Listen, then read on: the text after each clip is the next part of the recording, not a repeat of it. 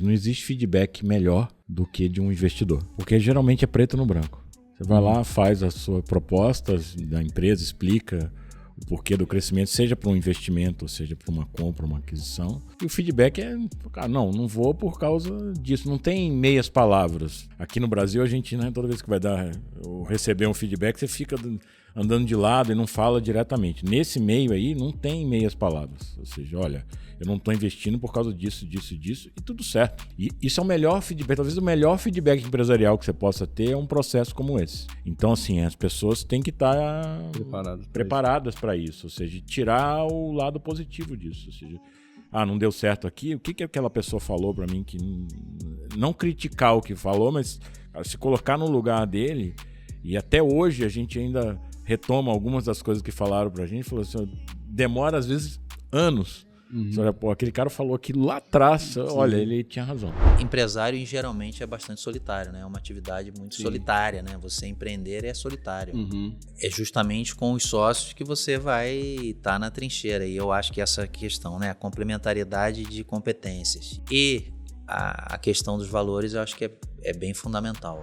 O que é muito interessante também dizer é que isso também não é universal, ou seja, a depender do outro lado, a percepção de valor muda também. Para o empresário é algo que traz um certo conforto, ou seja, se o potencial comprador A viu uma coisa, não necessariamente o B vai ver a mesma.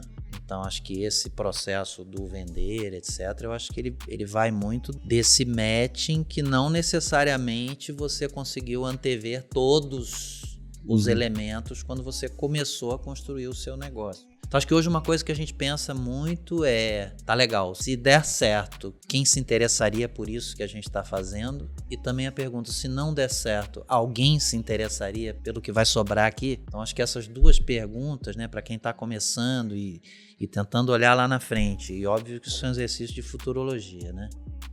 Se der certo, o que eu vou ter aqui? Quais são os ativos que eu construí nesse negócio?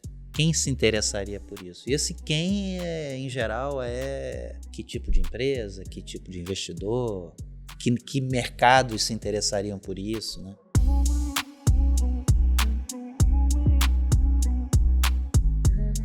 Olá, sejam muito bem-vindos ao AmplificaCast, e hoje eu tenho dois convidados ilustres, que são pessoas que eu admiro profissionalmente.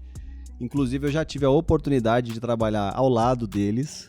Eu estou aqui com o Leonardo, estou aqui com o Marcelo, sejam muito bem-vindos ao AmplificaCast.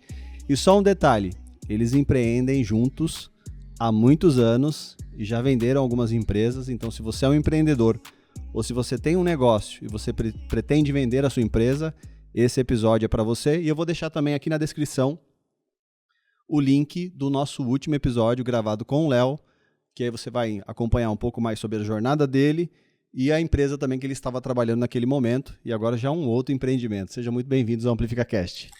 Eric, muito obrigado pelo convite, é um prazer estar aqui, né? No passado não deu certo, já recebi outros convites seus aqui para estar aqui, mas agora deu certo, né? Eu agradeço muito o convite aqui. Sou o Marcelo, né? Me apresentando, sou o Marcelo, e a gente teve esse grande prazer de trabalhar lá atrás junto. A história correu bastante depois disso. Acho que vai ser bacana, tem bastante coisa para falar aqui do assunto aí que a gente veio aqui fazer. Legal, muito obrigado, Marcelo. É isso aí, bom dia, Eric, bom dia aí Bom dia. a todos os nossos ouvintes aí, espectadores, né? E, enfim, prazer estar aqui mais uma vez, contando um pouco dessa fase nova aí da carreira e tentando fazer um link aí com o que aconteceu anteriormente e contribuir um pouco aí para o podcast, né? Legal, então, prazer, legal. Obrigado pelo convite. Legal, e para mim é um prazer receber vocês, porque eu acho importante a gente, quando começa a construir uma empresa, a gente se cercar de pessoas que estão construindo um legado, construindo empresas. E eu lembro da oportunidade que eu tive de trabalhar com vocês, aprendi muito, né, sobre vocês, aprendi sobre a cultura da empresa, sobre a criação da empresa naquele momento que vocês criaram, e para mim foi um aprendizado riquíssimo. Eu também que estava, né, a Amplifica Digital estava começando naquela época, e para mim é um prazer receber vocês aqui para vocês compartilharem um pouco mais da experiência. Eu acho que não pode ser só mais esse podcast, tem que ser mais, para vocês deixarem um legado aí de vocês.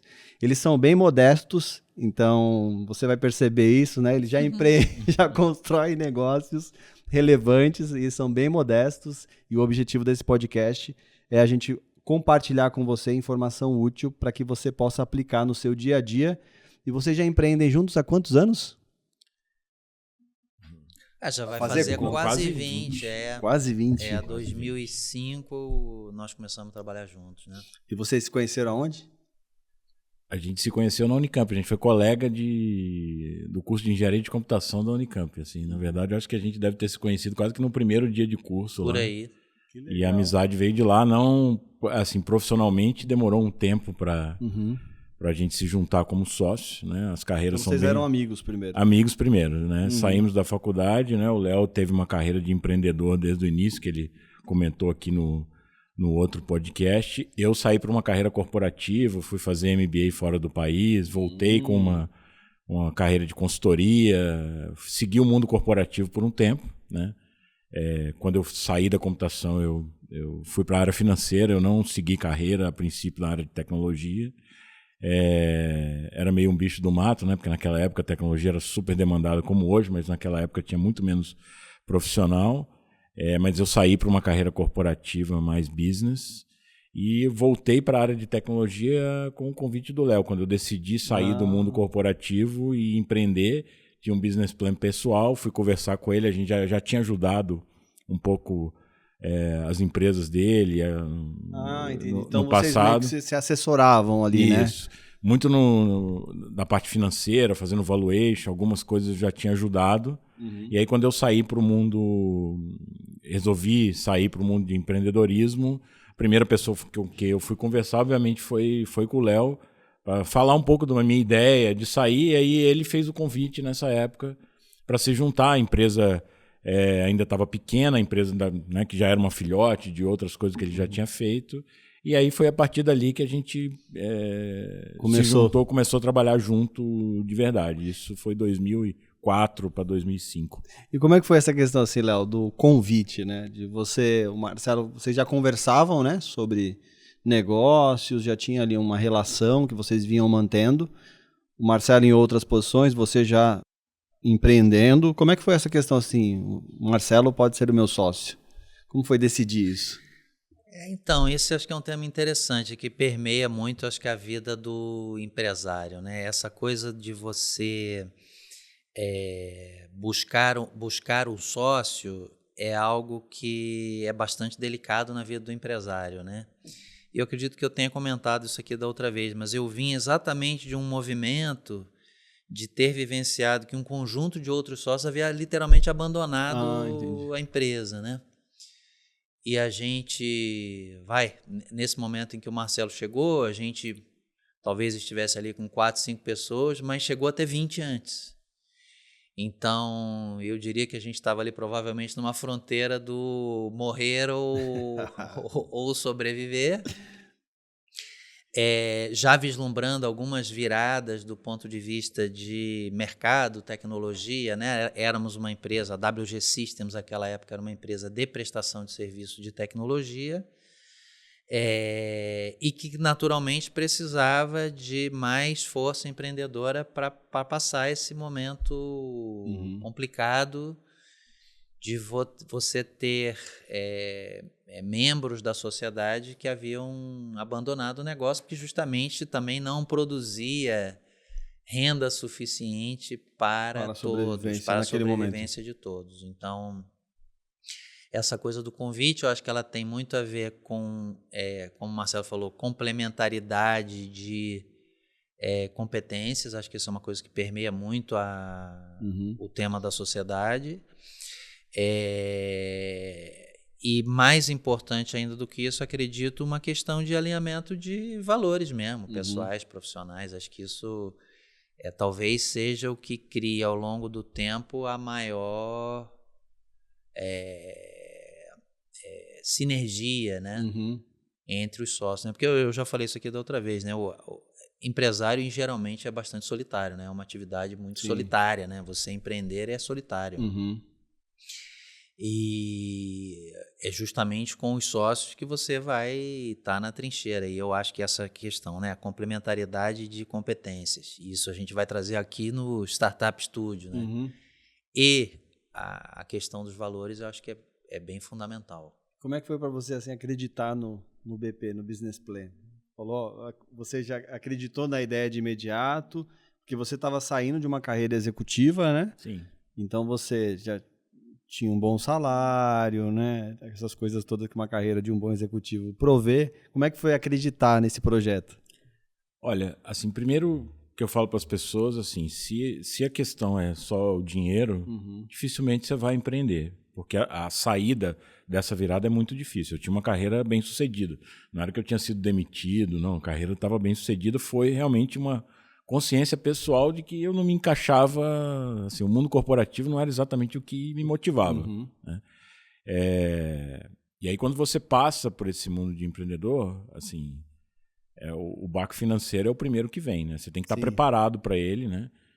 Você vai falar para mim, você acreditou no BP? Eu estou tentando lembrar que eu acho que nem BP tinha, tá? Era o desafio, era né? o desafio, era a ideia, assim, como o Léo falou, a empresa... Eu poderia ter partido para um business plan pessoal meu. A diferença é que você já estava entrando num negócio que tinha cliente, tinha alguma coisa rodando, não era do zero. Tinha muita coisa bacana acontecendo. Então você vislumbrava possibilidades, né? E você vai muito mais nesse otimismo de que a coisa vai virar. Ou seja, empreendedor é, por natureza, um otimista. Se você for um cara pessimista... Você não vai, porque... E isso tem que estar alinhado também com a visão de vocês, né? Porque você traz um sócio, você quer trazer uma pessoa que vai também ajudar a colocar um gás novo naquilo ali, né? E você falou de complementaridade. Como que é as divisões de vocês? No que vocês se complementam? Olha, eu acho que quando o Léo era um empreendedor, era um cara de vendas, era um cara que estava ali, mesmo de tecnologia, eu estava afastado da área de tecnologia, era uma empresa de serviço de tecnologia, eu estava afastado da área de tecnologia há muitos anos, tá?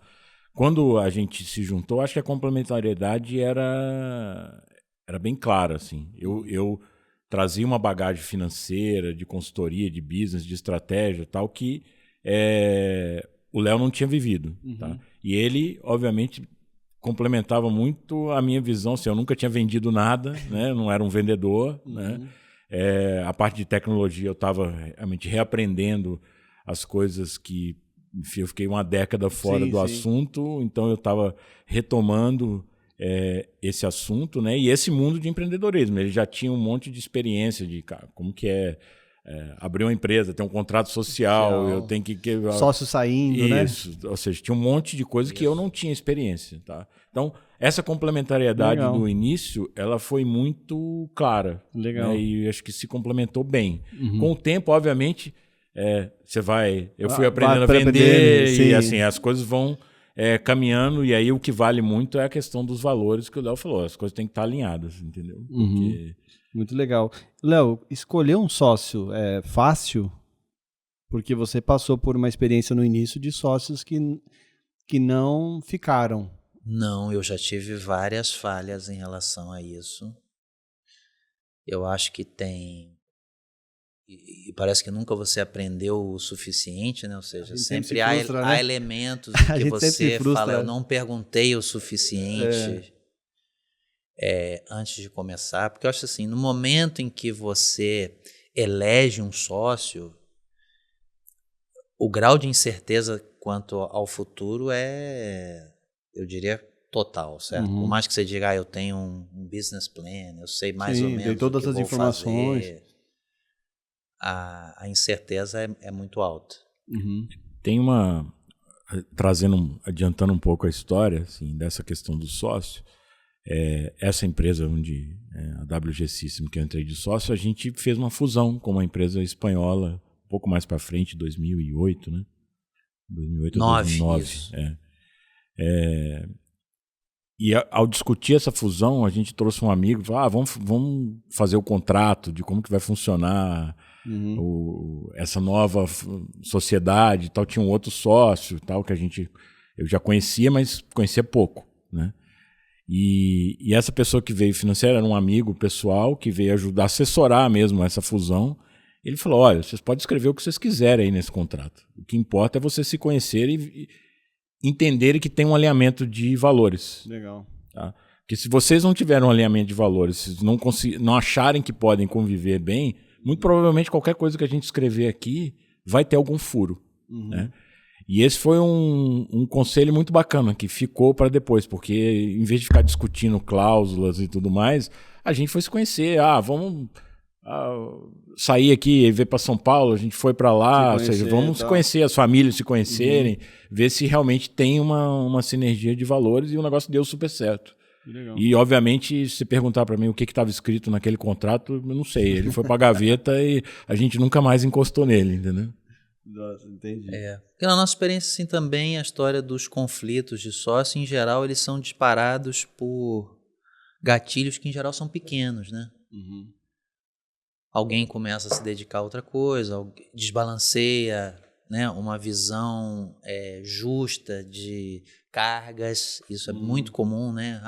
Tá desbalanceado, eu estou fazendo mais, fulano está fazendo mais e está descontente com... E, em geral, são coisas bem pequenas, né?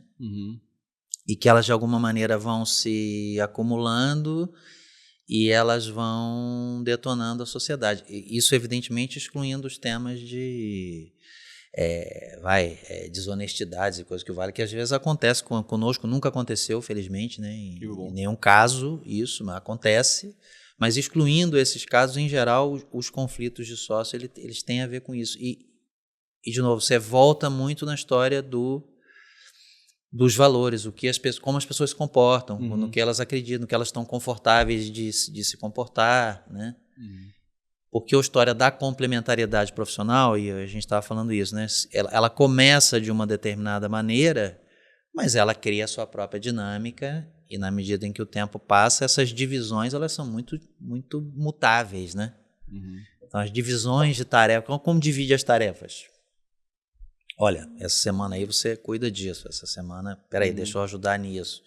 Então tem uma coisa mais mutável, né? Eu ia perguntar justamente sobre isso, né? Porque essa coisa, até para tirar essa percepção, né? Eu acho que também acho que falta conhecimento da pessoa querer falar que está fazendo mais do que a outra, né?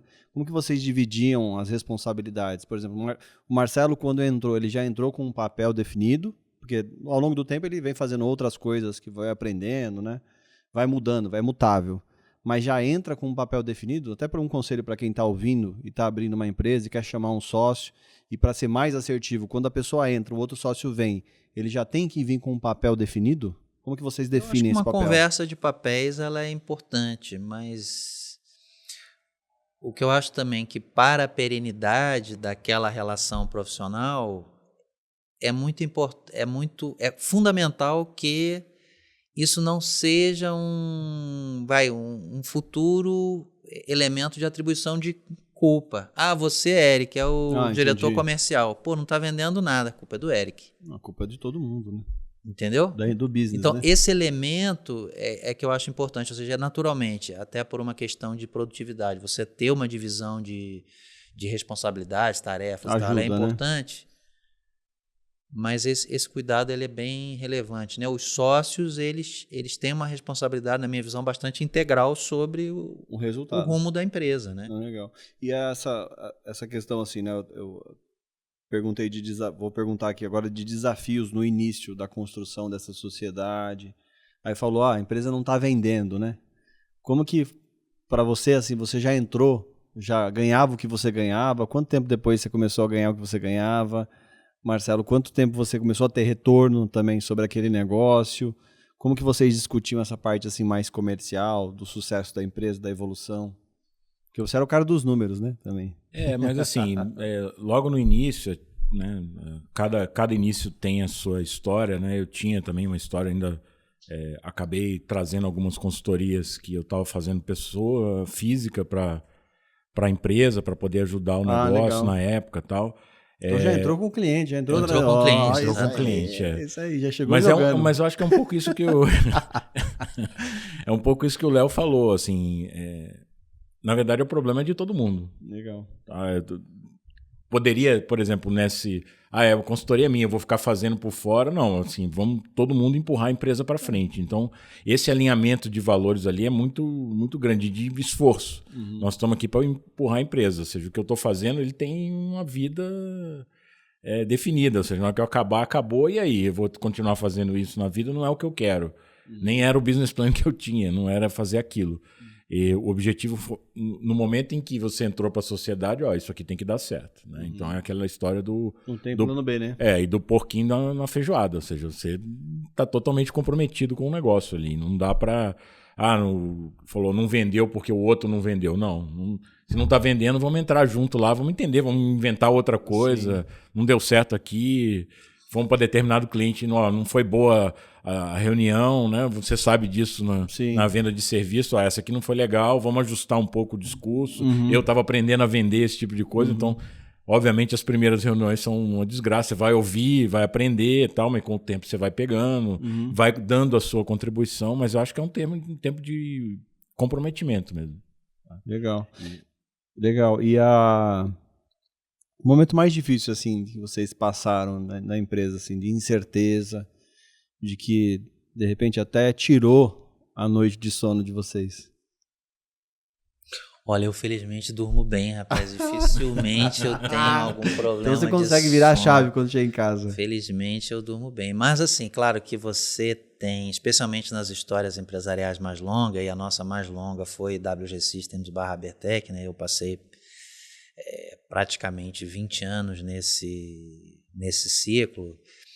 Eu acho que no momento inicial, é claro que os maiores problemas são de uma certa geração mais repetida de receita, né? Ou seja, a empresa precisa criar uma certa previsibilidade mínima em relação à sua receita, o que significa, de algum jeito, criar clientes que vão, né, permitir algum tipo de recorrência. Acho que esse, para os momentos iniciais, sempre é o mais difícil, sem dúvida nenhuma. Mas depois, assim, falando de uma empresa de serviços, né? Quando você começa a ter uma responsabilidade sobre uma folha de pagamentos, ou seja, você não está falando mais só de você como empresário e da sua família, mas você está falando de todas as outras famílias que de alguma maneira vivem daquele negócio. Eu me recordo de momentos muito difíceis, por exemplo, na crise ali de 2013, 2014, de ter grandes baixas de vendas com folhas de pagamento importantes assim, né? 100 e poucos funcionários, ou seja, sei lá, estão 300, 400 pessoas vivendo em função daquilo, que é algo bastante dramático mesmo, né? Ou seja, que você, como empresário, tem que tomar decisões importantes. Essa eu me lembro muito, assim, a gente ter baixas relevantes de vendas em determinado intervalo e decidir não demitir. Falar, não, vamos decidir não demitir, porque a gente acredita que haverá retomadas e nessas retomadas a nossa força de trabalho especializada que a gente havia formado vai ser bem importante. Então, acho que, por exemplo, isso é uma coisa bem... Isso é feeling também, né? Marcante de... Assumir risco, né? Assumir determinados riscos e ter um pouco essa percepção do conjunto. Isso para nós, evidentemente, gerou um nível de fidelidade que logo na sequência, né, numa retomada de mercado, permitiu que a gente tivesse realmente uma diferenciação bastante grande na prestação de serviço, porque aquelas pessoas haviam ficado e haviam entendido que havia um compromisso diferente ali, né?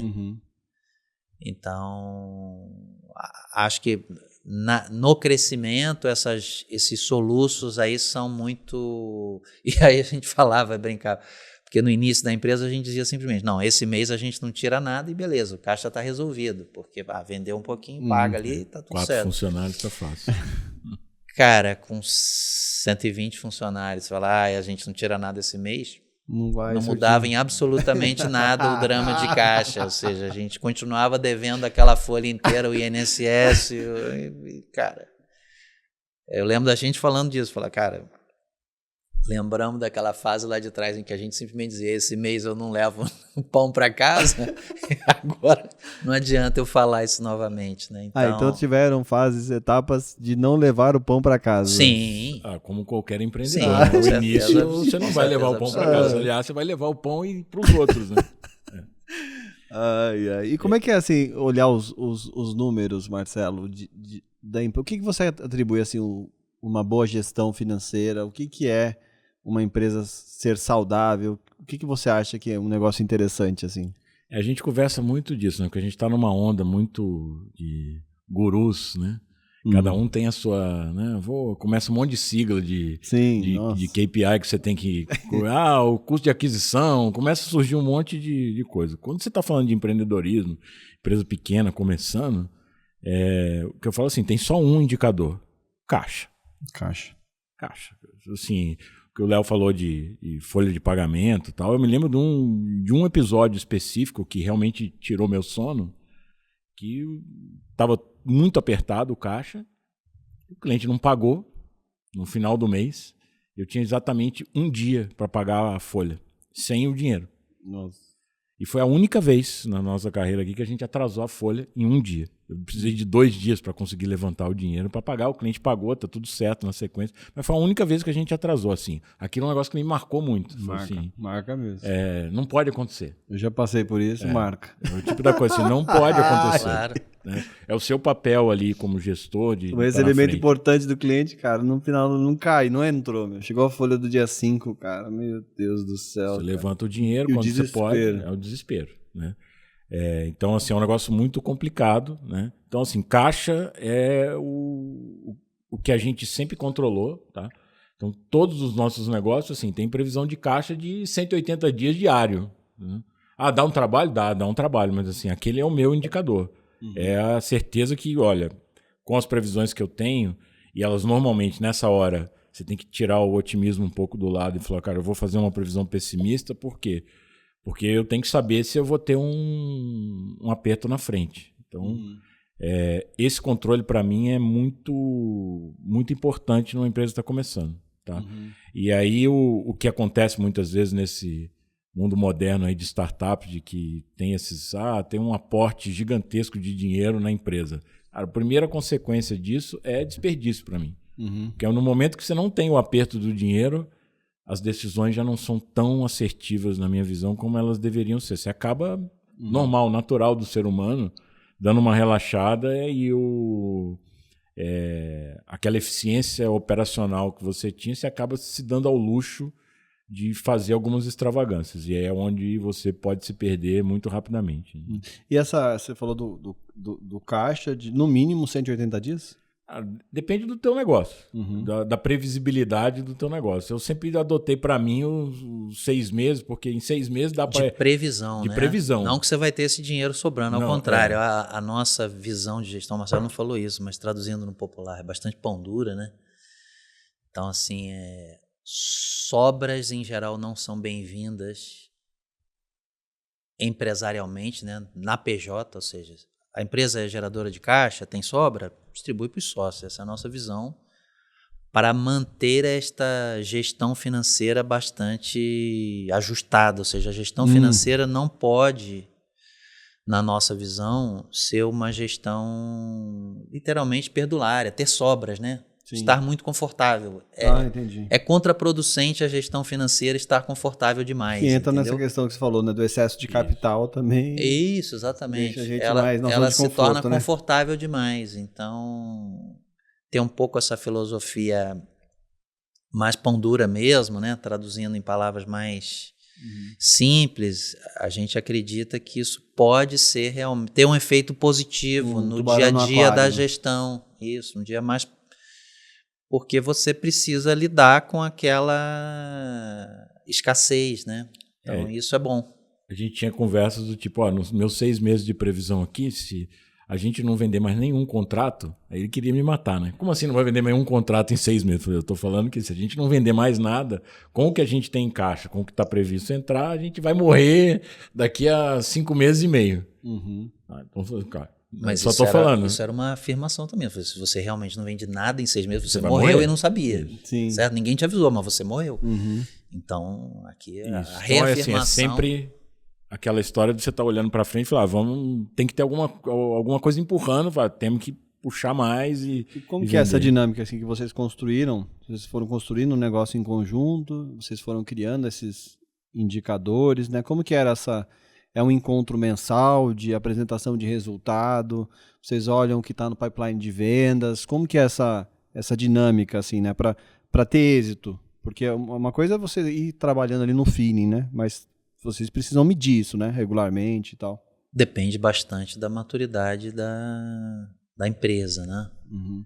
Então, a empresa que a gente tinha praticamente 20 anos de histórico, as coisas se tornavam bastante estatísticas, assim, realmente. A gente tinha controles de pipeline, a gente sabia probabilidades de concretização de vendas e elas aconteciam. Era uma coisa bem reloginho mesmo, ou seja, depois de tanto tempo, você atinge esse nível de maturidade.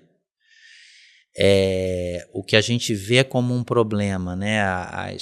Os empresários que acabam não levando isso muito a sério e fazendo os registros adequados daquilo que foi proposto ou não proposto, fechado ou não fechado. Porque dizem, mas agora não funciona. Claro, é porque não tem massa crítica suficiente para ele funcionar, né? Uhum. Então, quando você está começando uma empresa, esse nível de previsibilidade não ocorre, as análises são mais pontuais, caso a caso, né? São coisas mais ligadas a uma análise muito mais qualitativa de cada situação do que quantitativa, como ela vai se tornar quando a empresa estiver madura, né? Então a gente realmente conseguia ter visões quantitativas importantes. E aí, vamos dizer, as fronteiras de dar um salto na empresa, né? Eu estou num determinado patamar de faturamento e estarei ano que vem a 40% a mais do que estou, aí sim elas aconteciam porque você tinha venda mamute, né? Muito maior do que a sua venda média, que aí sim ela cairia novamente na visão mais qualitativa do que quantitativa, porque não era aquela venda usual que você fazia, né? Nesse primeiro negócio foram quantos anos juntos? Cara, até a ser gente vendido? ficou até 2016, então a gente ficou quase 12 anos. Quase 12 anos. Como que é assim, 12 anos, se manter motivado, conduzindo um negócio? Onde que vocês buscam energia para renovar nos desafios, né? Porque tem momentos que a gente às vezes dá cancelamento de cliente, você fica meio, né? Vai tomando uma bordoada aqui, você dá meio que uma desanimada. Como vocês se mantêm animados? Eu acho que assim, primeiro olhando as pessoas, né, que estão trabalhando para você, assim, eles confiam em você, então aquilo ali te dá uma motivação de que, olha, todas essas famílias aqui tem uma responsabilidade. Elas dependem disso que a gente está fazendo aqui, do que a gente começou, que cresceu, né? Isso é um motivo de orgulho, na verdade. Aquele orgulho de ter aquelas pessoas ali dependendo daquilo, em cima de algo que você construiu, é um fator de motivação muito grande, né? Obviamente você toma umas bordoadas no caminho, que dão umas desanimadas, e aí é o que o Léo comentou. Se você está sozinho, é um exercício muito solitário, às vezes você tem que falar com alguém, ou seja, estar em dois ali e a sociedade funcionar bem, né? E depois em 3, que a gente tinha outro sócio, e a gente trocava muita figurinha, assim, um acaba motivando o outro, porque um sente a bordoada de formas diferentes e se acaba apoiando nos sócios para quando você não está no seu... no seu bom dia. Exato. Né? Então, mas é um exercício de perseverança mesmo. Empreender não é fácil, né? A gente tem uma vez um amigo falou pra gente, não, desisti de ser empreendedor. Mas por quê? Eu cansei de ser quase rico. Ele falou assim, tem um mega contrato que eu vou fechar, não deu. Tem outro mega contrato, não deu. Eu falei, cansei desse negócio, tal, vou partir para voltar pro mundo corporativo. Mas é um exercício de perseverança. E vocês, nesses 12 anos, vocês já eram casados quando começaram esse negócio? Não entre a gente, né? Sim, já eram casados, sim. Os dois têm casamentos bem longos aqui. Legal. Continuamos. Quanto tempo de casado você já tem? 28. Vai errar aqui, que se ela vai assistir esse episódio depois. Você, Léo? Eu tenho, desde juntado tenho 25 e de casado vou fazer 20 28 agora. Juntos, assim. Legal. E assim, comenta assim, o quão importante né? Vocês são pessoas casadas, bem casadas, têm filhos e tal. O quão importante é a família, assim, nessa jornada de empreendedorismo, assim, de vocês? quão importante é as mulheres que vocês vivem, a família? Bom, aqui tem vários ganchos a fazer. O primeiro gancho que acho que é importante é o seguinte, né? E tanto eu quanto o Marcelo, a gente não acredita em negócios familiares. Então, esse acho que é o primeiro aspecto, ou seja, experiências de mesclar a família e o negócio são, na nossa visão, bastante arriscadas e acredito que elas acabam misturando, talvez, intenções que ocorrem em contextos diferentes. E que são difíceis de conciliar, né? Então, esse é um primeiro aspecto. Então, assim, as esposas são professoras, que, vamos dizer, talvez não tenha nada mais conservador do que isso, então, são professoras e... As duas são? As duas são professoras, E também os filhos estão seguindo caminhos que são bastante autônomos, ou seja, não tem nada a ver com temos que ficar lidando com a empresa do papai ou da mamãe, entendeu? Que é um pouco do que acontece e que eu acho que em alguns casos, evidentemente, para alguns herdeiros isso é positivo, porque, beleza, vou continuar tocando aqui, para outros é um sofrimento também, porque eles não têm identificação vocacional com aquilo e acabam, de alguma maneira, sendo forçados a fazer, né? E eu acho, sim, que apesar da grande dedicação que a vida do empreendedor traz, né, por essa autorresponsabilização em relação ao resultado da empresa, ela também é muito boa no sentido de que você pode fazer a sua gestão e conciliar as coisas que são importantes para você como a família. Então, isso cai naquele conjunto de valores lá que eu falei para você que, na minha visão, são importantes entre os sócios, né? Ou seja, se os sócios têm esse peso importante, essa ponderação importante da família em sua própria vida, eles vão saber respeitar os momentos familiares dos outros e vão entender isso de uma maneira bastante clara. Então, acho que isso é um aspecto importante. Então, eu acho que a gente, né, apesar de ter naturalmente trabalhado muito em todos esses anos, eu acho que a gente também soube, eu falo por mim, acho que pelo Marcelo também com certeza, acompanhar o crescimento dos filhos. Eu acho que a gente não tem nenhum arrependimento daquele não vi meu filho crescer, não tem esse tipo de peso, e o que talvez pessoas na carreira corporativa tenham, né? A gente já escutou muito. Para as mulheres hoje, por mais que se fale, continua existindo um drama muito grande, né? Em relação a decidir ter uma vida familiar e isso de alguma maneira penalizar uma carreira, especialmente no mundo corporativo, né? Então não acho que isso é um tabu, não. Acho que isso realmente acontece e é algo muito penalizador para a vida pessoal, né? Acho que pode trazer muitos elementos de culpa, etc., que acho que estão realmente presentes aí, que precisam ser geridos de algum jeito, né? Então, para nós, talvez por esse alinhamento da importância da família na vida como um todo, isso sempre foi bem tratado e não misturou realmente, né? Não misturou. Legal. E a gente nem vê como uma mistura. Acho que todas essas coisas que a gente está falando aqui casam muito bem com o Startup Studio, que a gente vai falar daqui a pouquinho aí, né? Você perguntou sobre a história do ficar tanto tempo, né, na empresa. Eu acho que aqui teve também uma percepção da nossa parte de que há uma adição de valor do ponto de vista da geração de valor no negócio, que no nosso caso é maior quando a empresa está começando do que quando ela tem uma vida muito longa sob a nossa gestão, porque são outras decisões e outros perfis que são necessários quando uma empresa está mais madura, né? Então, acho que isso também se casa, um entendimento disso com vai desaguar nesse modelo do Startup Studio que a gente chegou agora. Então, tomar a decisão assim, de vender uma empresa tem a ver com deixar a empresa aí também para uma fase 2, né? Sim. Sem aquela coisa que você falou no último, né? Criar o filho e deixar o filho andar sozinho, né? Assim, depende muito do tipo de negócio do que você está se propondo, né? Quando a gente abriu o primeiro negócio, era um negócio de serviço. A gente abriu para viver daquilo. Então o nosso ganha-pão era ali. Ninguém tinha recursos pessoais, né? E entra um pouco nessa questão familiar, tem que ter um certo companheirismo, né? Sim.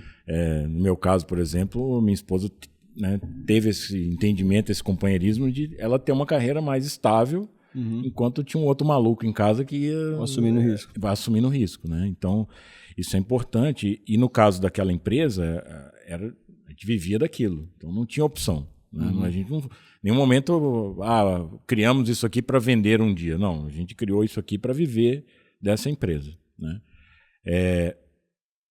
A evolução disso, chegar à conclusão de que você deve vender ou que você pode vender e que seria interessante, acho que é ao longo do tempo. É diferente um pouco do que a gente está fazendo agora do Startup Studio. Ou seja, a segunda empresa a gente já criou com o objetivo não de vender, assim, não tá na frente da empresa, mas que ia precisar de levantar capital. De ter alguma venture, alguma empresa entrando com capital em algum momento da empresa. Então a gente já criou com com outra cabeça do que foi a primeira. Ou seja, a gente colocou dinheiro para levar a empresa para um determinado patamar para que a gente pudesse captar mais dinheiro e alavancar a empresa. Não com a ideia de sair completamente do negócio rapidamente. Não era essa a ideia. Tá? Foi mais uma conjunção de fatores que levou a isso. Tá? E tudo isso é um aprendizado que levou a história da Startup Studio e até um autoconhecimento aqui de que o que a gente gosta de fazer mesmo é tirar a ideia do zero. Mesmo na época da empresa de serviço, a gente abria outras frentes de negócio. Era divertido, né? Você perguntou, não está vendendo. Não está vendendo. Fala, vamos criar um outro negócio. Vamos criar uma coisa nova, né? Isso era sempre um desafio, era algo que a gente gostava de fazer. Né? Então, fizemos isso, um laboratório muito maior que foi a AP11, de criar um negócio completamente do zero, que não era, né? A tecnologia não estava vendendo serviço mais, eu estava fazendo compra e venda de imóveis, né? A tecnologia era um meio para a gente chegar naquilo, e a gente se divertiu fazendo aquilo a ponto de que eu quero fazer isso da vida, ou seja, criar empresas do zero e estar envolvido ali naquela criação, tá? Ao mesmo tempo que a história da venda, assim, em algum momento a gente vai sair e essas empresas não podem ser desestabilizadas com a nossa saída. Então é sempre muito complicado quando a cabeça da empresa sai, né, numa venda. Em algum momento você vai vender e você vai sair. É um negócio complicado, é desgastante para o time. Tal. Então a gente já montou um modelo onde essa coisa vai acontecer naturalmente, legal. Entendeu? E vai ter um empreendedor junto com a gente, e esse empreendedor vai ser o cabeça, que é o que vai dar continuidade nessa empresa no momento em que a gente diminuir o nosso esforço, que é um pouco esse modelo do Startup Studio. E assim, quais são os sinais da empresa que vocês, da que vocês venderam, de que a empresa está pronta para ser vendida? Que momento, isso foi uma procura proativa de vocês atrás de um comprador? Foi uma coisa, aconteceu de receber uma proposta? Como que é esse? Não, nesse caso foi uma decisão bem... o primeiro caso, né, da Abertec aqui no Brasil foi bastante pensado do nosso lado. Nós acreditamos, nós tínhamos uma questão muito importante em relação a uma tecnologia que nós tínhamos um domínio bastante grande, que era bem relevante, né, que era a tecnologia de gestão de processo, né, BPM, né, que a gente via que essa tecnologia ela tinha atingido um determinado patamar de maturidade, né? Então a gente escalou esse patamar de maturidade, mas a gente acreditava que os próximos passos dessa tecnologia seriam bastante mais lentos, né? Do ponto de vista de evolução de mercado do que tinham sido os anteriores. Então havia uma tendência de mais estabilização. E acho que assim, uma outra coisa que para nós tinha ficado muito clara e tinha gerado assim, um senso de oportunidade também, era justamente essa percepção de que ao entregar várias dessas soluções para os clientes, havia uma geração de valor muito grande do lado do cliente, né? Essa história aqui eu comentei um pouco no episódio anterior, né? E falamos, cara, a gente não está participando talvez da festa maior porque nós estamos do lado errado do balcão, a gente precisa estar em outro lado do balcão e não nesse que nós estamos, né?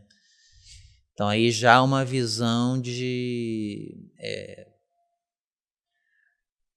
pegar aquele elemento que a gente tinha construído e que tinha valor e que estava bem posicionado e conseguir ter uma saída no momento certo e para poder, num futuro indefinido, transitar para uma situação em que a gente pudesse gerar valor como um negócio fim baseado em tecnologia e não num negócio de serviço de tecnologia. E nessa venda sempre vocês vendiam, na primeira venderam e ficaram um tempo, depois saíram?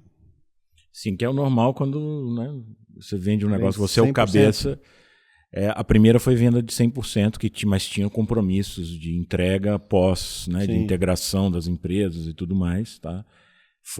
A primeira foi uma integração extremamente estudada pela empresa que comprou, então o processo correu muito bem, a gente entregou tudo que a gente precisava, mas tinha um tempo para ficar. Inclusive, a gente ficou até um pouco mais a pedido deles, né, para garantir, principalmente o time que está lá. Você tem um carinho pelas pessoas, querem que todos se deem bem nessa... Quer que a empresa tenha êxito também. E que você cria um compromisso, aí voltamos à história dos valores, assim, quando você vende, você não põe ali no papel um negócio que você não acredita. Você quer que aquela venda dê certo. Você se comprometeu com alguma coisa ali e você vai correr atrás daquele compromisso para que a integração dê certo. Né?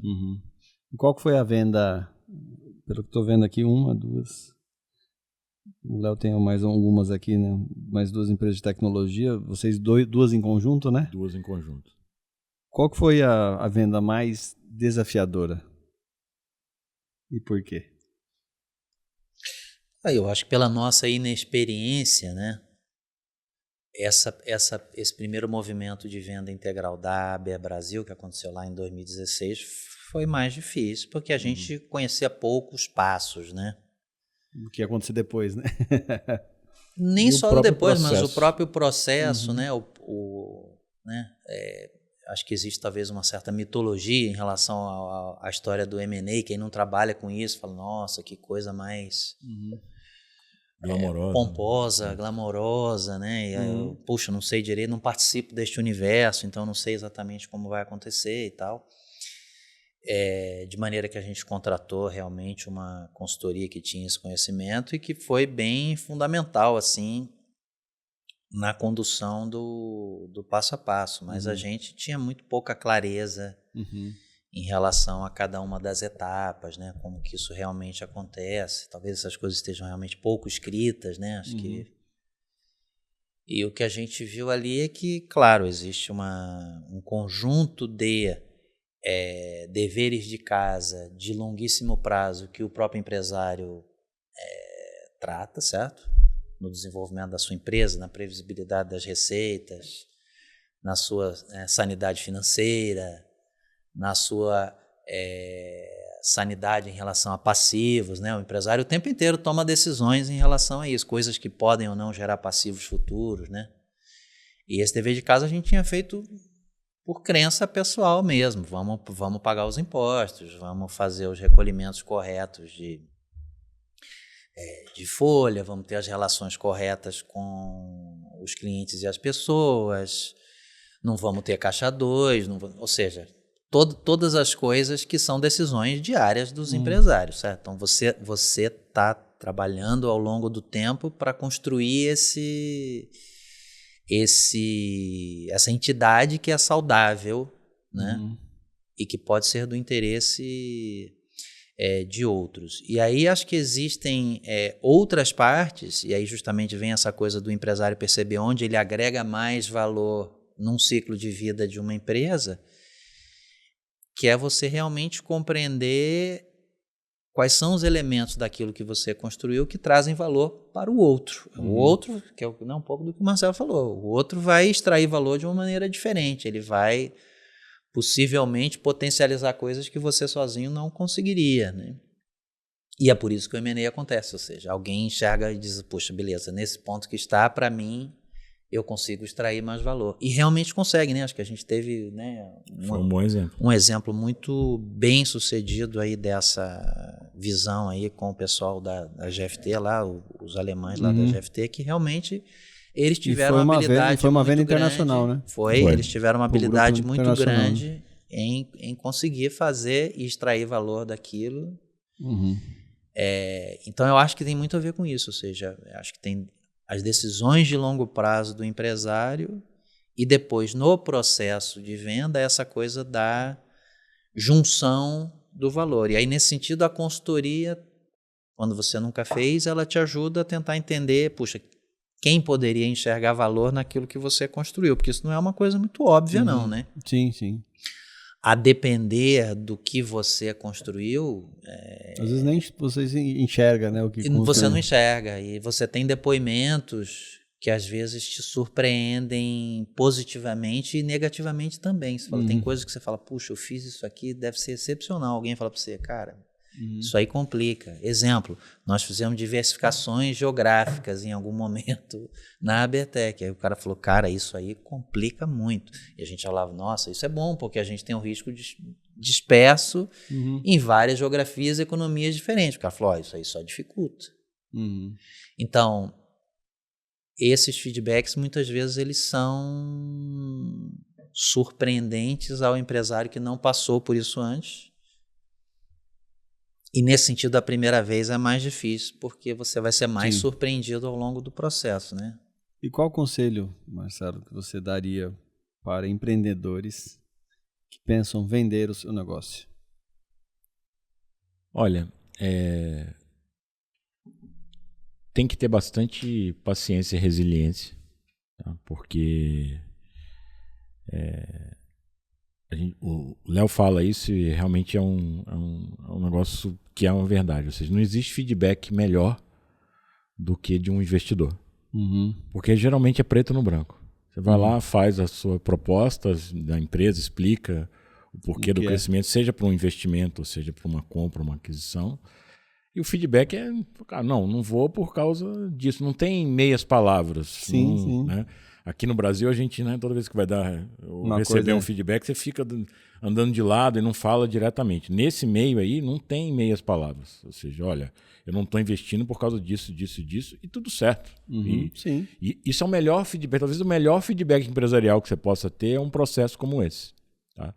Então, assim, as pessoas têm que estar preparadas para isso. Ou seja, tirar o lado positivo disso. Ou seja, não deu certo aqui, o que aquela pessoa falou para mim? Que não criticar o que falou, mas cara, se colocar no lugar dele.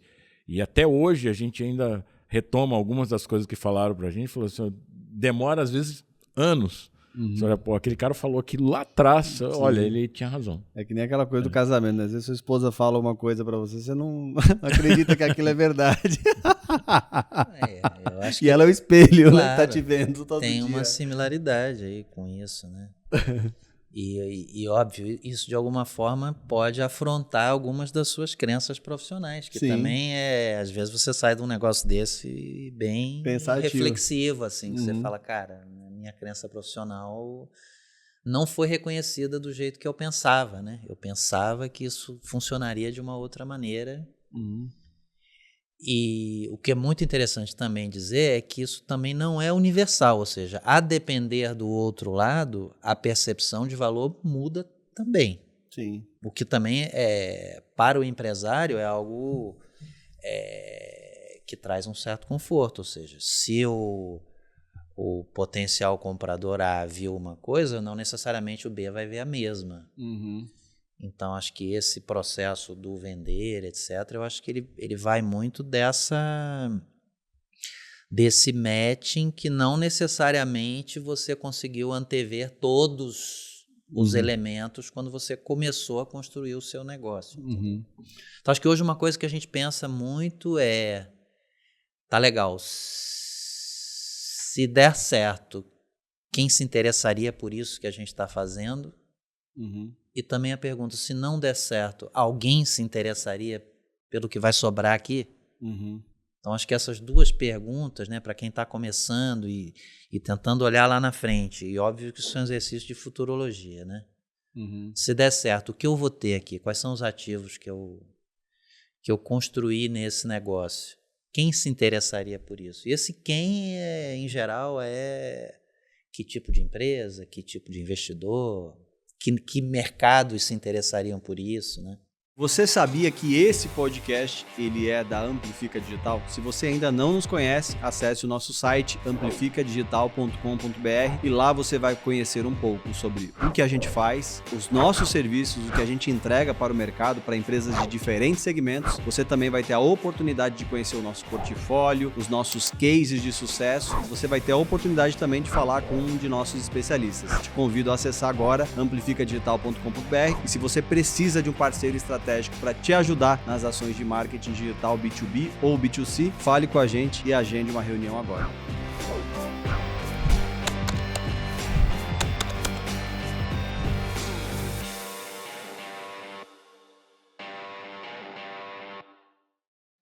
E esse segundo negócio que vocês construíram, que foi a segunda empresa que vocês venderam, vendeu 100%? No primeiro momento não, depois sim. Depois 100%. Aí você já falou que já teve uma visão um pouco diferente, assim, né? Em algum momento esse negócio aqui vai precisar de um investidor. Isso, era assim, tinha diferenças, né? Não era mais um negócio de serviço, era um negócio que era B2C. O outro era o principal negócio de vocês e a princípio vocês sobreviviam daquele negócio, daquele business, Sim, era a única fonte de renda e tal. O segundo já era o contrário, a gente já entrou colocando dinheiro, né? O primeiro aporte foi próprio, então não tinha retirada de dinheiro, muito pelo contrário, a gente estava ali construindo o equity. Então a cabeça era completamente diferente num negócio B2C, né? Foi quando a gente trabalhou junto. Mas lá no nesse momento início. vocês já não dependiam desse negócio? Desse Olha, segundo? Falar que não depender é um negócio meio sério. Você não entra num negócio pensando que em algum momento você vai depender dele, entendeu? Naquele momento, assim, a gente tinha saído da outra venda, então a gente tinha reservas pessoais para aguentar até o chegar tempo. num break-even. Legal. Né? Então estava caminhando para próximo de break-even e obviamente ainda estava naquele momento em que a gente não tirar resolvia o caixa. Eu não tirei, beleza, resolveu o caixa, paguei a folha e tá tudo bem, entendeu? Aquele momento que eu havia a empresa não havia escalado para uma outra situação. Isso, pagou, exatamente. Não deixou ninguém na mão. Então, eu acho que o Marcelo falou isso, né? Todo empresário que está começando, acho que isso aqui tem uma conversa importante, o cara tem que ter reservas pessoais mínimas, e a gente sempre fala, cara, é 2, 3 anos de reservas pessoais em que você tenha certeza que você consegue sobreviver por 2, 3 anos, se tudo der errado, eventualmente até tirando dinheiro das suas reservas para alimentar a empresa. Depende do tipo de negócio. Se você está vendendo o seu tempo como consultoria e tal, obviamente você vai receber antes disso. Né? Mas um negócio desse, construir um negócio, tem que construir uma marca, tal, dificilmente você vai tirar algum dinheiro antes de 2 anos. E aí tem também um aprendizado aí, né? Acho que é até legal a gente comentar sobre isso, que é essa questão de quando constrói uma empresa, você está construindo uma marca, você tem que olhar, né? Tudo aquilo que... Eu lembro que esse segundo negócio de vocês tinha um nome, depois passou a ter outro nome, né? Por uma questão de marca. Vocês sempre olham hoje, quando vocês vão abrir um negócio, vocês sempre olham com um olhar assim, com lupa, né? O que está acontecendo para poder registrar o nome, para aquela marca se tornar conhecida, porque no médio e longo prazo isso vai gerar algum tipo de problema ou não, né? Sim. Isso é muito desafiante hoje em dia, né? Os nomes, o espaço dos nomes porque está tudo tem muito... nome, né? Então você Começa pelo próprio site, né? O domínio, para você achar um domínio que está disponível, né? Que a gente está fazendo esse exercício continuamente agora, abrindo outras empresas, né? E quem não tem experiência fala assim, não, eu queria esse nome, falando, não é assim que funciona. Não é assim que funciona, né? Vamos ver se tem o domínio. Aí tem o domínio, falar, agora vamos olhar a marca, porque a marca pode ter conflito. Então, a gente olha com bastante carinho, mas esse aí é um dos aprendizados do empreendedor, né? Lidar com o INPI, com o registro de domínio, tal, isso tudo faz parte do aprendizado, que é um pouco que a gente tenta trazer para a mesa quando a gente agora está abrindo outras empresas em série, e essas coisas já viram quase um processo. Né? E é uma questão do custo Brasil importante também, que, bom, até melhorou um pouco, né, o desempenho geral das decisões do INPI em relação ao passado recente, era muito mais longo ainda o tempo, mas o tempo ainda é muito longo, né? Então isso mantém um grau de incerteza em relação à proteção deste ativo intangível, que é a marca, é relativamente longa, né? E não tem como você dar início, né, adequadamente a uma empresa se você não fizer esse tipo de proteção. Muitos não fazem, né? Muitas empresas, o cara simplesmente vai lá, bota uma placa e fala, comecei. Especialmente no pequeno varejo, tal, tem muitos que não registram nada. Mas ele também não pretende ganhar algum tipo de visibilidade maior do que aquela placa que ele colocou na frente da loja, né? Quem tem um pouco dessa ambição de ganhar uma visibilidade um pouco maior tem que se preocupar realmente com essas questões, e elas são bastante complexas hoje em dia, realmente. Legal. E aí, então, a primeira empresa sobrevivia da empresa, a segunda empresa já construiu, pensando que em algum momento ia entrar um investidor, ia ser vendido em algum momento. Aí agora a gente está falando de um outro momento que vocês abrem um outro tipo de negócio com uma pegada diferente do que vocês estavam habituados. Então já tem fazendo uma análise aqui comportamental, já tem um aspecto do desafio, né? De construir, de ajudar a construir outros negócios. Fala um pouquinho da Alea Startup Studio. O que é a Alea? Bom, eu acho que primeiro no conceito aí do Startup Studio, né? Vamos dizer, vou chamar de onda mais recente, né? De criação de startups, talvez dos últimos 15 anos, né? Surgiu um perfil novo de investidor / criador de startups, geralmente originado de pessoas mais ou menos parecidas com a gente, ou seja, que já tiveram seus próprios negócios e de alguma maneira passaram por fases de desinvestimento nos negócios que já tinham, né? Mas que sacaram ou reconheceram esse interesse e esse gosto por tirar um negócio do zero e criá-lo, né? Perceberam também que isso tem determinados elementos que de alguma maneira podem ser reutilizáveis, repetitivos, ou seja, aprendizados que a gente pode reaproveitar, aprendizados que podem ser consolidados ou em ativos intangíveis, software, ativos de marketing, metodologias, etc., ou em gente.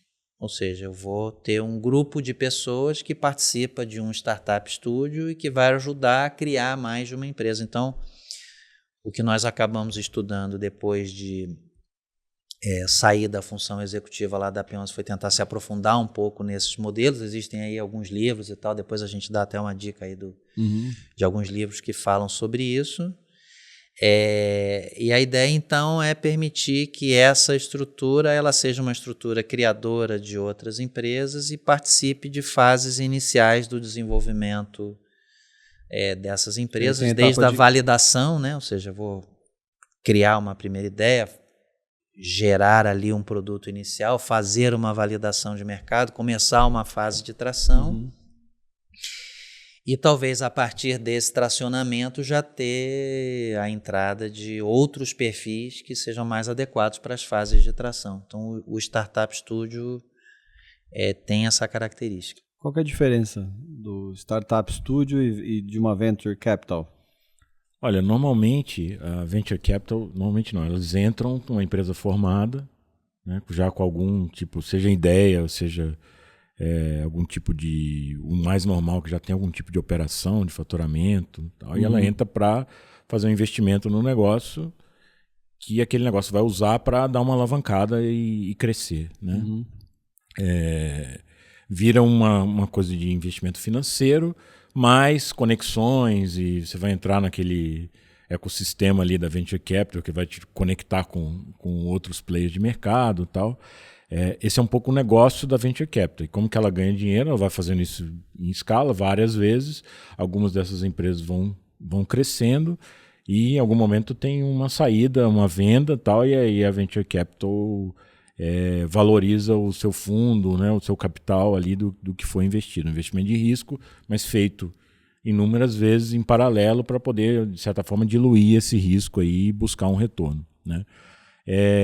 A Startup Studio, assim, a gente está entrando no início, assim, a gente entra numa ideia, a gente vai co-criar, vamos entrar, a gente procurarem no LinkedIn, a gente entra como, o diretor, né? O Eric, você mesmo brincou aqui antes, a gente estava conversando, é diretor de tecnologia, diretor de vendas, a gente está no dia a dia. Legal. Criando a empresa, co-criando, normalmente a ideia não vem totalmente formatada, ou pode vir ou não, a gente vai formatar essa ideia junto, vai investir em conjunto, não é puramente financeiro, pode ter investimento também, não só esse know-how, né, o que a gente chama de chassi e tal, de abertura de empresa, né? A gente vai aportar o nosso conhecimento de tecnologia, que é o que a gente vem fazendo aí há 20 anos, e tem bastante desses componentes que são replicáveis, que como o Léo falou, e a gente vai tirar essas empresas do zero, chegar a elas no momento operacional e aí diminuindo a nossa participação direta, já chega naquele momento onde você consegue ter um time e tudo isso com um empreendedor. Legal. Não é a gente que está encabeçando. Não é vocês que estão encabeçando. Agora então, alguém. Então toda aquela discussão do sócio e tal, aqui, de certa forma a gente está fazendo isso continuamente, tá? Mas não com aquele objetivo de que eu vou ser sócio dessa empresa a vida inteira. Então a gente quer que essas empresas sejam muito bem sucedidas. Em algum momento a gente vai diminuindo a nossa participação direta. Legal. E aí como que é esse processo de escolher uma empresa, uma startup, uma ideia para investir? Como que... Já tem uma, né? Que é a Limoney, né? Limoney, isso. Limoney. A Limoney está em andamento, vai entrar em operação agora em agosto, né? Não sei se vai ser antes ou depois da publicação deste E qual que é o segmento da Limoney? episódio. Ela é uma fintech, né? Então, nós temos uma sócia, a Irene, que está nos acompanhando, né?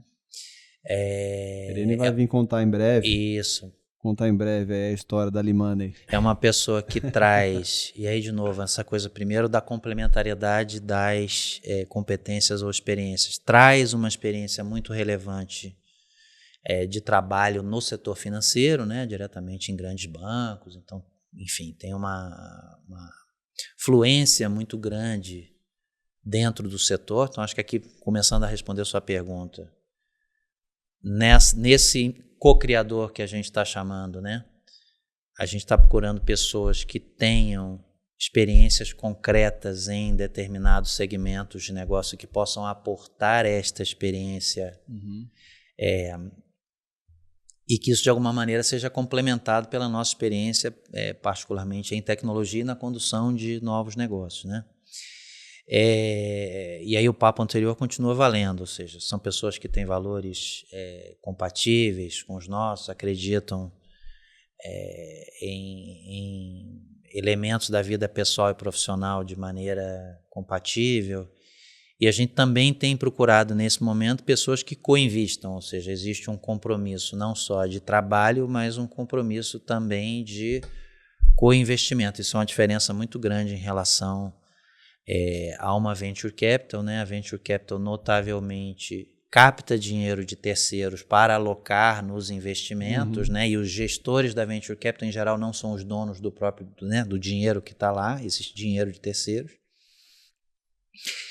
Enquanto que no nosso caso a gente está tentando se focar em ter dinheiro de sócios e quando tiver as primeiras rodadas de investimento tentar trazer pessoas que tragam diretamente os seus próprios recursos ao invés de ter um fundo que vai ser remunerado. Isso é a nossa visão, né? Dinheiro não de terceiros, dinheiro próprio investido num investimento alternativo, né? Que é equity de startups, né? Então a gente está tentando caminhar nessa direção. E aí, enfim, acho que fica muito presente essa questão da mão na massa efetiva na utilização dessas questões do chassi aí, né?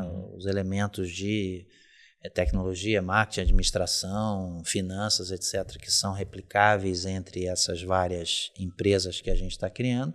E também fica evidente que a gente tem um limite de capacity, né? Ou seja, a gente não pode fazer 20 negócios ao mesmo tempo. Na análise, aí respondendo um pouco a tua pergunta, assim, está muito claro que as ideias continuam disponíveis em abundância no mercado, né? O Brasil tem várias coisas negativas, mas não tem dúvida nenhuma de que do ponto de vista de coisas a fazer, oportunidades, necessidades, há muitas a fazer. a gente não tem interesse ou não tem aptidão de se envolver com um negócio que não sejam de base tecnológica, porque aí a gente, né, dizer para mim, Eric, Léo, vamos fazer um restaurante? Fala, cara, possivelmente a gente tem pouco a acrescentar, então a base tecnológica é bem relevante como um diferenciador. Então aqui já tem uma linha de corte e fora isso, todas essas questões aí de sinergia com o empreendedor. E a gente vai mantendo conversas informais, é o que tem acontecido, assim, a nossa divulgação, ela tem sido uma divulgação bastante, eu diria até limitada, assim, do que a gente está fazendo, mas não faltam, enfim, encontros com as pessoas que a gente conhece ou indicados dessas pessoas que vão, né, aportando essas possíveis alternativas de empreendimento, né? Muita gente, sem dúvida nenhuma, gosta da ideia de empreender, mas não sabe bem por onde começar, né? Sim. Você deve conhecer centenas de pessoas que... eu queria empreender, mas eu não sei nem por onde eu começo. Muitos acabam indo para a linha da franquia, né? Então, eu vou pegar a franquia porque já tem uma coisa mais formatada para mim e tal. A gente quer ser uma franquia nesse sentido um pouco diferente, ou seja, eu vou ter gente que já fez negócios não necessariamente iguais, junto comigo, caminhando. E a gente acha que nesse primeiro momento, aí, sei lá, nos primeiros anos da Alé Startup Studio, o nosso capacity aí vai ser 2, 3 empresas por ano no máximo. Vocês estão olhando alguma vertical? Porque essa primeira é no segmento financeiro, né? Segmento financeiro, e o segundo segmento que a gente está olhando nesse momento está relacionado com inteligência artificial, que é um assunto importante, e a gente está fazendo um aprofundamento na parte de otimização industrial, bem no início de concepção de uma companhia chamada Futago, que chama gêmeos em japonês, e ela serve para a criação de gêmeos digitais no ambiente industrial. Então, a gente está explorando um pouco esse assunto da inteligência artificial num outro ambiente completamente diferente, que tem uma demanda de modernização importante, pode ter ganhos importantes aí do ponto de vista de eficiência operacional com esse tipo de abordagem. Então, a gente está aprofundando esse modelo de negócio nessa frente. O bacana desse você começar a discutir ideias, assim, as pessoas começaram a vir até a gente, como a gente falou, mesmo com a divulgação limitada, na própria rede de contatos, né? Basicamente a gente anunciou o que a gente ia fazer no LinkedIn, foi essa nossa divulgação até agora. E as pessoas vêm conversar, trazem ideias da própria rede, né? E o mais divertido é assim, que à medida que você vai discutindo algumas dessas ideias, outras surgem. Em paralelo, de coisas relacionadas direto, ou às vezes um gancho de alguma coisa que você falou acaba puxando outra coisa. O que está acontecendo agora é o seguinte, a gente inclusive tem ideias de prateleira. Não tem ainda quem toque ou ninguém daquele setor ali para fazer, mas tem ideias de prateleira. Tá. Por quê? Você começa a divulgar... Nem era a ideia inicial do negócio, a ideia era realmente trazer os empreendedores com uma expertise num determinado setor, que tivesse pelo menos uma ideia inicial pré-concebida, mas começou a aparecer também, ao discutir esse assunto aqui, surgiu outro. Esse outro aqui é bacana, mas a gente não tem capacidade agora para tocar, então ficam algumas coisas no backlog ali. Isso. Que aí você pode buscar outras pessoas para, diferente do inicial, e levar a ideia e falar, você tem interesse de vir com a gente? Né? Legal. E o critério de ir seria... Você falou desse exemplo da fintech. A pessoa tem experiência no setor, né? Então é importante que você pegue uma pessoa que, de fato, ela esteja empenhada em executar aquele projeto, né? Porque senão você vai acabar assumindo as rédeas do negócio. Corta caminho, né, Eric? Acho que a gente aqui, isso foi um pouco talvez um aprendizado lá do AP11. A gente foi muito ousado no sentido de que a gente entrou num setor no qual a gente não tinha experiência além das experiências pessoais, né? E o que a gente percebe é que quando você não traz essa experiência e esse relacionamento, as coisas demoram mais. Você é um novato no setor, por mais que você não seja novato pessoal e profissional, né? Poxa, eu trabalho há 20 anos, então não nasci ontem. Você não é um novato no setor. Então a gente acha que isso corta alguns caminhos, né? Em relação a se conectar com o setor na qual você se insere. Então isso é importante. Com a contrapartida, e eu acho que a gente tenta olhar um pouco para isso, né? As pessoas que vieram de um determinado setor e trazem uma experiência, mas também não estão travadas em dizer que nada pode ser mudado, né? Porque acho que também, quando a gente fala de uma empresa de base tecnológica, inovação, etc., a gente também tem que trazer pessoas que tenham uma cabeça de dizer, caramba, aqui tinha uma oportunidade que lá na instituição grande eu não consegui explorar, porque a instituição grande não tem essa agilidade, essa alocação de recursos, né? Então, eu acho que aqui a gente tenta combinar esses perfis, pessoas que tenham essa vivência, mas que também vejam essa oportunidade de alguma maneira, gerar uma inovação no setor em que elas têm conhecimento. Então, está bem assim essa visão de perfil, né? Uhum. Legal. E assim, a gente está chegando já no finalmente do nosso episódio, e quando a gente está olhando assim tem várias pessoas que estão trabalhando e estão nos escutando agora, são funcionários, são executivos, são líderes de algum setor, de alguma empresa, trabalham como funcionário e têm um desejo, já tem às vezes uma ideia escrita do que quer fazer, né? Então, vamos deixar uma dica prática, assim, como que essa pessoa basta ter só a ideia, quais são os caminhos que ela precisa percorrer para poder executar? Tem que procurar vocês? Tem que procurar a Alea? A gente abriu lá no nosso site, no alea.com.br,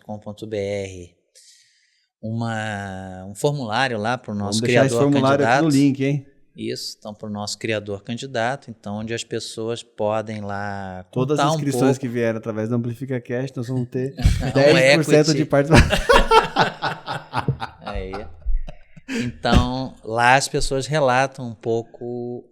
Estamos criando isso que aqui pensaram. demanda, gerando demanda. Justo. Exatamente. Gerando lead. Isso, na verdade, inicia uma conversa, né, Eric? O que a gente. Não, vai lá no site, qual que é o site? alea.com.br, vai ter lá um formulário do criador candidato. Tá bom? Então, esse criador vai lá e se inscreve, a gente, de tempos em tempos, dá uma processada nisso, chama essas pessoas lá para conversar. Legal. De novo, acho que temos alguns critérios de corte, procuramos negócios de base tecnológica, independente do setor,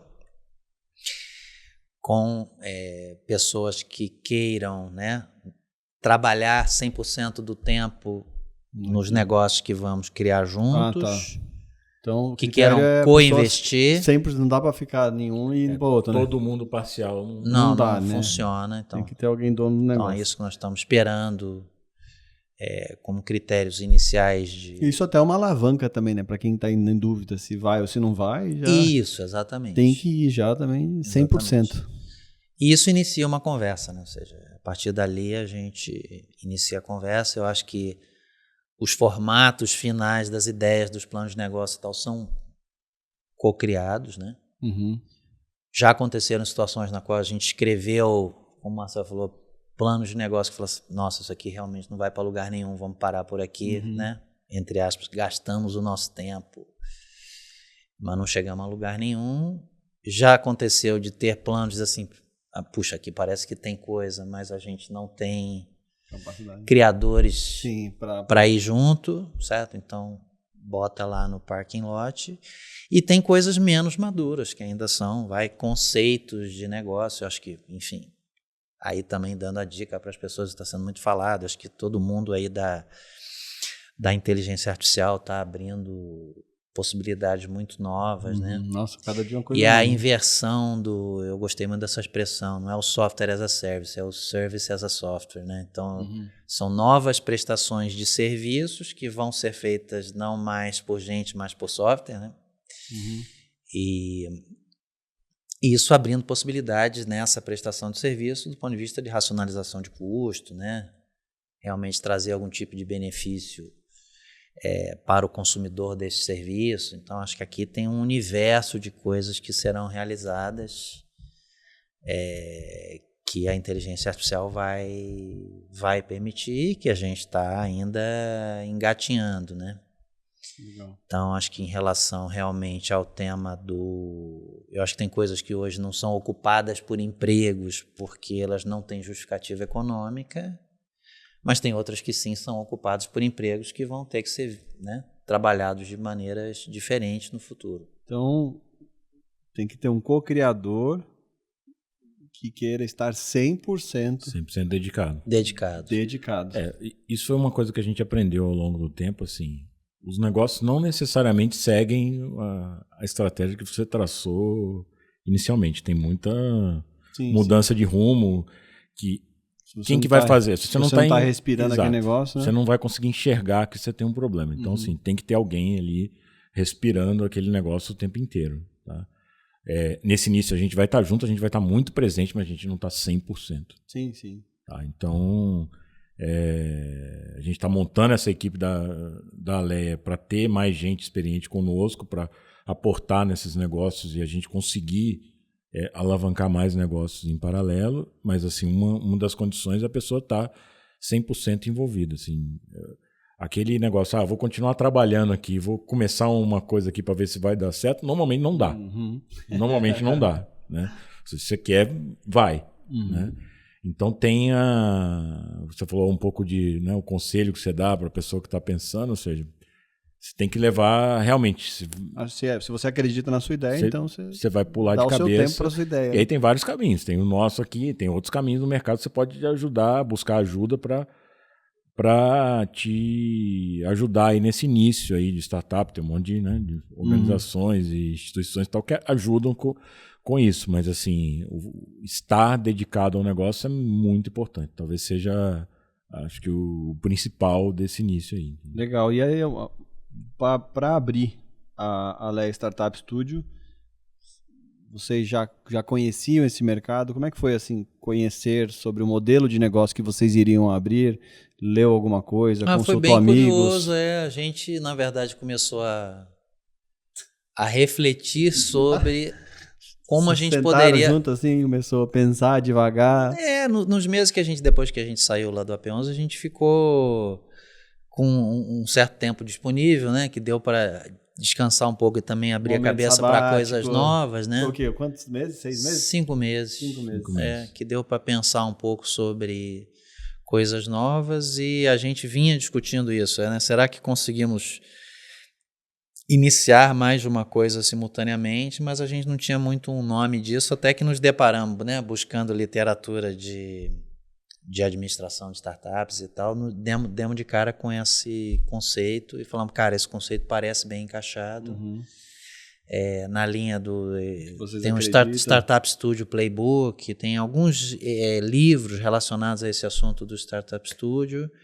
Os modelos não são uniformes, assim, globalmente falando, tem vários modelos diferentes, então alguns dizem o seguinte, não, a gente faz a geração de todas as ideias internamente, tem outros que dizem, não, eu vou trazer um empreendedor com a ideia, outros que começam em empresas que já estão andando. Então, assim, tem vários tipos de modelos. Alguns que se focam em segmento. Isso. Então, acho que ali foi, digamos, uma feliz coincidência na pesquisa de encontrar algo e falar, poxa, isso aqui tem a cara do que a gente gostaria de fazer, do que coincide bem com o nosso momento. Durou quanto tempo esse processo de escolha? Depois desses 5 meses? Não, acho que ao longo dos 5 meses a gente foi escolhendo. Foi escolhendo, foi lendo. Sabático, pensando no que fazer. Lendo, naturalmente, né? Tem tempo para ler, para, enfim, estudar. Eu acho que isso foi...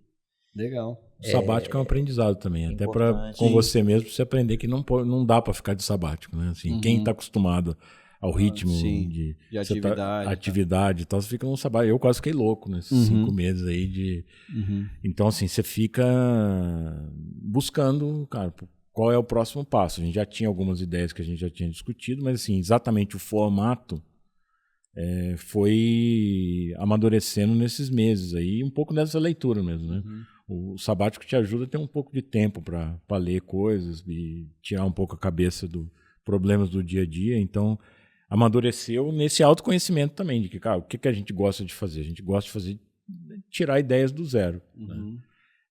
Depois que a empresa tem 200, 300 funcionários, acho que tem gente até mais preparada ou que gosta de fazer isso mais do que a gente. Então, vai fazer isso, se gosta mais, provavelmente vai fazer isso com uma competência maior. Então, até um autoconhecimento das suas limitações mesmo, do que você gosta e do que você não gosta de fazer. Então, e aí foi onde culminou nesse modelo aí, quando a gente leu, falou, cara, esse negócio aqui, adaptado um pouco à nossa realidade, pode fazer sentido. E o livro que vocês leram foi Startup Studio Playbook? Startup Studio Playbook, isso.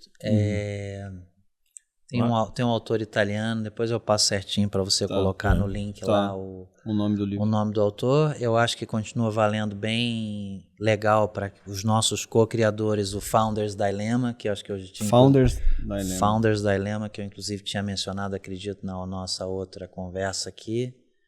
Ele descreve muito, né, em termos estatísticos aí, as condições de sucesso ou não para a criação de um empreendimento. Então aqui é um negócio bem interessante nisso aí, na seleção de sócios, na criação do primeiro time, na composição do capital e assim vai. Então acho que é muito interessante esse livro para quem quer empreender. Acho que ele é uma preparação bacana assim, para quem quer empreender e se ver na condição de sócio, né?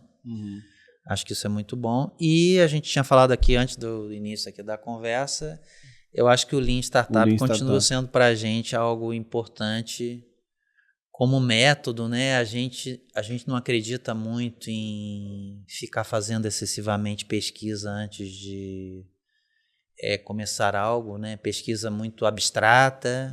A gente acredita que é melhor pesquisar com algo em mãos. E esse algo pode ser, né, como o Lean Startup é quem definiu o conceito do MVP, pode ser um MVP que tem uma oferta de valor concreta, que aí sim alguém pode tangibilizar aquilo na realidade dele e comprar ou não comprar, que é a decisão chave que você quer saber se vai acontecer ou não, né? Legal. Que eu poderia perguntar para você aqui, hipoteticamente, se você contrataria um crédito com a Limone, e você dizer, puxa, sim, a gente precisa de crédito aqui na Amplifica, mas na hora que eu coloco uma oferta na sua frente é que você realmente vai tomar a decisão se você quer ou não contratar aquele crédito ou aquela ferramenta de gestão de tesouraria, né? A gente não gosta de ficar muito no campo ou perder muito tempo no campo completamente hipotético, certo? Então, acho que hoje, nessas fases iniciais, a gente olha muito para o tamanho dos mercados. Tem até um livro ali, a execução, a disciplina para atrair, tá vendo lá? Atingir resultados. Isso, atingir resultados é o que está ali. Então, execução, né? Eu acho que tem essa questão, a gente, né, tem grandes visões quanto ao mercado, né? Então, acho que o mercado tem que ser indiscutível, assim, a gente não entra em coisas que a gente entende que o mercado é pequeno. Então, o mercado grande é um critério indiscutível. A partir do mercado grande, uma certa visão de concorrência, que é óbvia que é importante, certo? Ou seja, como que a concorrência está se posicionando, tal, tudo pesquisa secundária. Está acontecendo, então.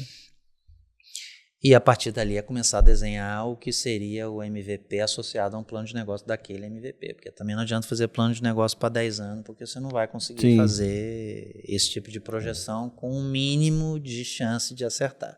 O plano de negócio ajuda muito a entender custos, que a gente normalmente não para pensar. Então, mais do que você não tem noção da receita e tal, mas você tem noção das alavancas de negócio, de quantidade de tempo envolvido. Para operar nisso aqui. Exato. Isso te dá uma visão muito clara de custo, se você está preparado para aquele custo ou não. Né? E aqui, desse início, assim, tem uma coisa que é, de certa forma, até contraditória, que o Léo falou, a gente não acredita muito na pesquisa, mas assim, a gente acredita em conversar com algumas pessoas sobre o mercado e sobre a ideia alto nível, né? Tem muito esse negócio tem muita gente de empreendedor que fala, mas a gente vai assinar um NDA. Na verdade, assim, se a sua ideia foi tão fácil, assim, tão simples de que alguém vai fazer a sua ideia no seu lugar, provavelmente não era uma boa ideia. Né?